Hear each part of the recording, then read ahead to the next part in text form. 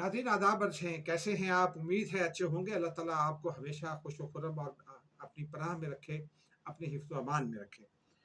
आज नाज़रीन, एक तो पाकिस्तान सऊदी अरेबिया का जो मुआहिदा हुआ है दिफ़ा के हवाले से, मुश्तरका दिफ़ा का मुआहिदा, उस पे भी बात करनी है। अमरीकी किरदार क्या रहा, उस पर भी बात करेंगे। पाकिस्तान का रोल बढ़ रहा है, जो बुनियादी बात है इस सारे मामले के पीछे, वो पाकिस्तान का जो आलमी किरदार भी बढ़ रहा है और आलम इस्लाम की क़यादत पाकिस्तान रफ्ता-रफ्ता सँभाल रहा है। उस पर बात करेंगे। फिर थोड़ी-सी बात करेंगे कश्मीर में ये जो अवामी एक्शन कमेटी बनी और ये जो भारतीय साइफ़र का मामला है, उसके साथ-साथ आपको बताएँगे पीटीआई की अंदरूनी सूरत-ए-हाल के हवाले से इमरान खान के कुछ अहकामात हैं और पीटीआई का क्या रद्द-ए-अमल है। और ये हम जब भी बात करेंगे, खबर के हवाले से करेंगे। कोई ज़ाती रंजिश किसी भी सियासी जमात से हमारी नहीं हो सकती, क्योंकि हम यूट्यूबर के बजाय प्रॉपर जर्नलिस्ट हैं जो यूट्यूब पर भी मौजूद हैं। उसके साथ-साथ नाज़रीन, आपको आज इस्लामाबाद हाई कोर्ट पे सूरत-ए-हाल संगीन हो गई है। उसके हवाले से बात करेंगे, क्योंकि अदलिया में तक़सीम का मामला है और उस पर बात करना बच-बचा कर बहुत ज़रूरी है। जस्टिस अरबाब ताहिर ने एक ख़त लिख दिया है। ख़ुतूत का सिलसिला है, तो उस हवाले से भी कुछ बात करेंगे। अब आ जाते हैं नाज़रीन सबसे पहले मुआहदे के हवाले से। इसमें जो पीक का बंद है, जो बुनियादी बात है, जो बुनियादी इत्तला है और जो एनालिसिस में भी वही फिट बैठती है। जनरल आसिम माफ़ कीजिएगा, फ़ील्ड मार्शल आसिम मुनीर का किरदार इसमें बहुत ही कलीदी नौइयत का है। ये कलीदी किरदार उनका इसलिए समझ में आता है कि वो फ़ौज के सरबराह हैं। पाकिस्तान की मुसल्लह अफ़वाज, तमाम मुसल्लह अफ़वाज का जो रोल है, जो एक्सपर्टीज़ हैं, उनसे वो कमा हक़्क़ुहू आगाह हैं। फिर हाल ही में ये जो पाकिस्तान भारत जंग हुई 6 और 7 मई से शुरू होने वाली, जो 10 मई को कल्मिनेट हुई, भारत को इबरतनाक शिकस्त हुई, उससे उनको ये इल्म है कि पाकिस्तान कब, कैसे, कहाँ, क्यों, क्या कर सकता है। ये जो बुनियादी बात है ना, फिर फैसला साजी, उनमें फैसला साजी की क़ुव्वत जो है ना, वो बहुत है। ये तमाम हवालों से है, लेकिन इस वक्त मकसद ये है पाकिस्तान और सऊदी अरेबिया के हवाले से बात करना। इसमें जब सऊदी अरब के साथ उन्होंने नेगोशिएशन शुरू की, तो उस वक्त से ही ये और ये नेगोशिएशन 10 मई से पहले से चल रही थी। बेसिकली सऊदी अरेबिया का एक डिफेंस जो था पैक्ट, वो मौजूद था अमेरिका के साथ भी, लेकिन कबाहत ये है जो सऊदी अरेबिया के लिए भी सामने आई बाद में। सऊदी अरेबिया को अपनी सिक्योरिटी के हवाले से, ख़ास तौर पर मक्का और मदीना की सिक्योरिटी है के हवाले से बहुत शदीद खदशात लाहक हैं। अमेरिका के साथ जो उनका डिफेंस पैक्ट है, उसमें एक मसला ये है कि मक्के और मदीने के जो शहर हैं, वो मुक़द्दस शहर समझे जाते हैं और वहाँ क्रिश्चियंस लूट नहीं आ सकते। क्रिश्चियंस फ़ौजी वहाँ नहीं आ सकते। खाना काबा की हिफाजत का मामला है, रोज़ा रसूल की हिफाजत का मामला है, मकामात मुक़द्दसा की हिफाजत का मामला है। इसलिए पाकिस्तान से फिर दरख्वास्त की गई। जब 10 मई वो हो गया, उसमें सऊदी अरेबिया पहले ही पाकिस्तान के साथ, आपको याद होगा, सऊदी वज़ीर दिफ़ा जो है वो, माफ़ कीजिएगा, सऊदी वज़ीर नायब ख़ारजा यहाँ मौजूद थे, भारत का दौरा करके आए थे और फिर वो जाते-जाते पाकिस्तान को कह गए थे कि ठीक है, आप अपना हिसाब भारत के साथ चुकता कर लें। उसके बाद ये फिर पाकिस्तान के साथ मामला शुरू हुआ। सऊदी अरेबिया की बुनियादी दरख्वास्त आई, जिसमें एक इम्पॉर्टेंट नुकता और है। वो इम्पॉर्टेंट नुकता ये है नाज़रीन कि अब पाकिस्तान जो है वो आलम इस्लाम के हवाले से एक बड़ी पोजीशन पर आ रहा है। ज़ुल्फ़िकार अली भुट्टो की जो का जो ज़माना था, बस वो समझिए कि वो लौट रहा है। पाकिस्तान रफ्ता-रफ्ता ओआईसी और इस्लामी दुनिया की क़यादत जो है वो अमली तौर पर सँभाल रहा है। सऊदी अरेबिया का मुआहिदा इस बात की एक वाज़ेह दलील है। और ऐसा नहीं है कि सिर्फ़ इस्लामाबाद में चरागाह किया गया हो या लाहौर कराची में जश्न मनाया गया हो। पूरे सऊदी अरेबिया में इस मुआहदे का शानदार जश्न मनाया गया। सऊदी हुकूमत की जानिब से वज़ीर-ए-आज़म का जो इस्तकबाल फ़ज़ा में किया गया था, वो सऊदी तारीख़ का मुनफ़रिद वाक़या है। लेकिन फिर गुज़िश्ता शब जो सऊदी अरेबिया में जश्न मनाया गया, वो एक बिल्कुल डिफरेंट अंदाज़ था। सऊदी रिवायत के मुताबिक वो बहुत वेलकमिंग जश्न था। उसके साथ-साथ फिर सऊदी मीडिया ने सऊदी अरेबिया की, ज़ाहिर-सी बात है, वहाँ तो मीडिया ज़्यादातर सरकारी मीडिया है, उन्होंने एक पाकिस्तान और सऊदी अरेबिया के इस मुआहदे पर एक तराना जारी किया, मिली नग़मा जारी किया। وہ بڑا امپورٹنٹ ہے، وہ آپ لوگوں نے پاکستانی چینلز پر بھی سنا ہوگا، اور جو لوگ سعودی چینلز بھی دیکھتے ہیں انہوں نے بھی سنا ہوگا۔ اب پاکستان کا جو کردار ہے وہ اس کردار کا کے اگلے حصے سے ہم آپ کو آگاہ کرتے ہیں، یہ بڑی خبر ہے۔ پاکستان جو ہے وہ پاکستان اب جتنے بھی اسلامی ممالک ہیں ان کے لیے ان کی جو ڈیفنس ضروریات ہیں وہ پاکستان کے ذریعے پوری ہوئی ہے۔ ابھی دو مثالیں موجود ہیں اس کی، ہمارے جو ذرائع ہیں انہوں نے اس کی تصدیق کی۔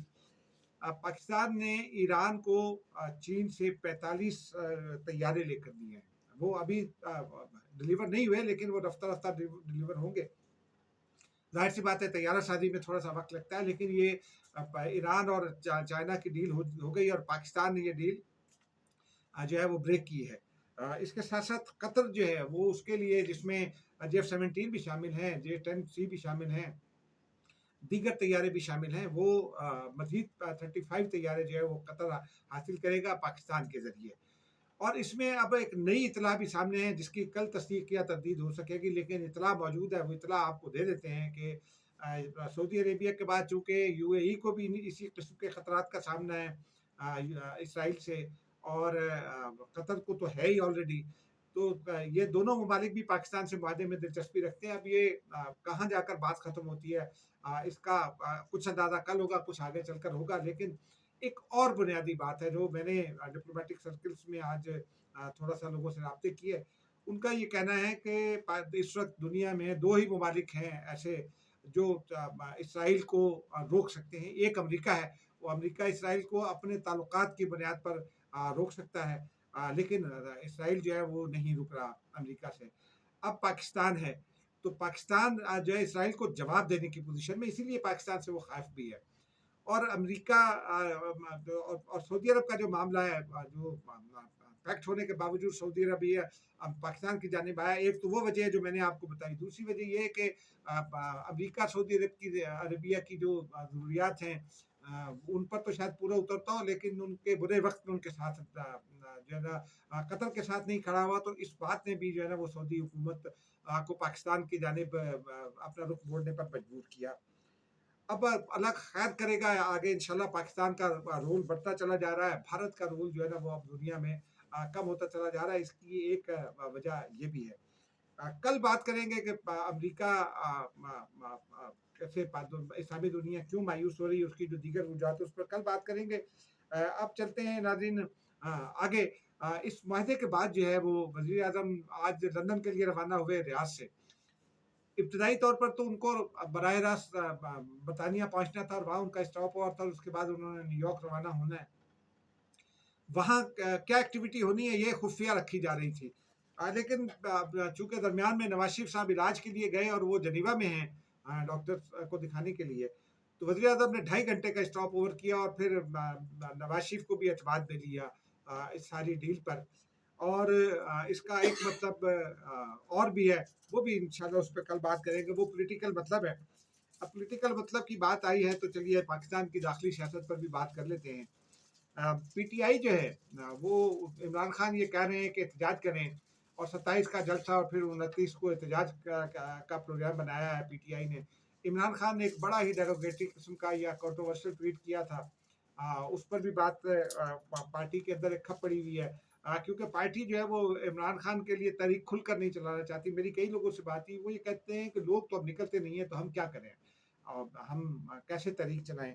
ایک بات تو یہ تو پارٹی یعنی عمران خان اور پارٹی کے درمیان اسی بات پر ایک جو ہے وہ تضاد دکھائی دے رہا ہے۔ پارٹی گو کہ ٹھیک ہے لوگ عمران خان کے ساتھ ہیں، عام پبلک بھی عمران خان کے ساتھ ہے، لیکن پارٹی کیڈر جو ہے وہ تحریک کیسے چلائے گا، یہ ذرا مشکل کام ہے۔ اس کی وجہ یہ ہے کہ جو پارٹی کے مین لیڈرز ہیں وہ پبلک میں نہیں آ سکتے۔ عمر ایوب، شبلی فراز سمیت 10 لیڈر جو ہیں وہ پبلک میں نہیں آ سکتے جو لوگوں کو لا سکتے ہیں، لیکن وہ پبلک میں بھی نہیں بھی آ سکتے۔ اب ان کے خلاف مزید کارروائی ہو گئی ہے، اور اب عمران خان کے خلاف GHQ حملہ کیس بھی چلنے والا ہے، اس کے لیے جیل کا ٹرائل کا نوٹیفیکیشن منسوخ کر دیا گیا اور SOPs جاری کر دیے گئے ہیں انسداد دہشت گردی کی عدالت میں سماعت کے لیے، جس کے تحت جب عمران خان پیش ہوں گے وہ ان کو پیش ہونا ہوگا اس پر ویڈیو لنک پر، تو اس کی ویڈیو فوٹیج کوئی نہیں بنا سکے گا، اس کی تصویر کوئی نہیں بنا سکے گا، मोबाइल या कैमरा कोई कोर्ट रूम के अंदर नहीं ले जा सकेगा। सख्ती होगी इस बात पर। तो उस पर जो है ये एसओपी जारी कर दिए गए हैं। तो इसका मतलब ये है कि अब इमरान खान की, हमने आपको पहले एक व्लॉग में बताया था कि इमरान खान का मुकदमा अब इंसदाद दहशतगर्दी की सिविलियन अदालत ही में चलेगा, फौजी अदालत में नहीं चलेगा। ये इस जानिब भी वाज़ेह इशारा है। अब आते हैं नाज़रीन ज़रा एक और मसले की जानिब। वो अवामी एक्शन कमेटी ये मुतालबा करती रही है कि जो कश्मीरी बैरून मुल्क हैं उनकी, और जो ओरिजिनल कश्मीरी है, मकबूजा कश्मीर के लोग जो पाकिस्तान आए हैं महाजरीन, उनकी नशिस्तें ख़त्म की जाएँ। ये मुआहदे पर आपको याद होगा 2 साल पहले, 2.5 साल पहले उन्होंने, बल्कि 1.5 साल पहले कश्मीर एक्शन कमेटी ने आटे और बिजली को बुनियाद बनाकर एक तहरीक चलाई थी। उसमें उनको बड़ी कामयाबी वो समझते हैं हुई। हालांकि हुकूमत पाकिस्तान ने ज़रा कश्मीरी, जो आम कश्मीरी हैं, उनके दुख दर्द का एहसास किया, तो इस वजह से वो उनकी बात मानी गई। अब वो इन नशिस्तों का फैसला हो चुका, कोई इनमें रद्द-बदल नहीं होगा। और उसकी वजह क्या है? वजह एक तो ये है कि अगर हम ये नशिस्तें ख़त्म करते हैं, तो फिर कश्मीर का केस हम कहाँ क लड़ेंगे इंटरनेशनली? ये जो मकबूजा कश्मीर के लोग हैं, वो हमारी खातिर मुश्किलात भुगत रहे हैं, अपनी सरज़मीन छोड़कर। उनकी तीसरी नस्ल यहाँ परवान चढ़ रही है, और वो महाजिर कैंपों में रह रहे हैं बुरी हालत में। वो हमसे मोहब्बत करते हैं, यानी पाकिस्तान से।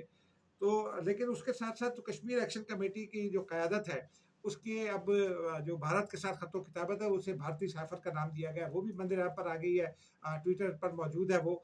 लेकिन उसके साथ-साथ एक गुफ्तगू भी आ गई है उसकी, एक किसी खातून के साथ, कश्मीर एक्शन कमेटी के जो सरबराह हैं, उनकी एक गुफ्तगू आ गई है। तो अब जो सरबराहान जो अवाम के नाम पर इस तरह धोखा दें और भारत की वो छतरी हासिल करें, क्या उनके साथ किसी को खड़ा होना चाहिए? ये बड़ा इंपॉर्टेंट सवाल है। और ये भी सवाल है पीटीआई के लोगों से भी, कि पिछली बार पीटीआई आज़ाद कश्मीर और पीटीआई पाकिस्तान उनके साथ खड़ी थी। क्या अब ये खड़ी होगी? ये इंपॉर्टेंट नुकता है। अब आखिर आप में आते हैं, पीटीआई ही की जानिब आ जाते हैं एक तरह से, क्योंकि ये जितना भी मामला है उसमें पीटीआई के लोग बड़े और उनके हामी बड़े सरगर्म हैं।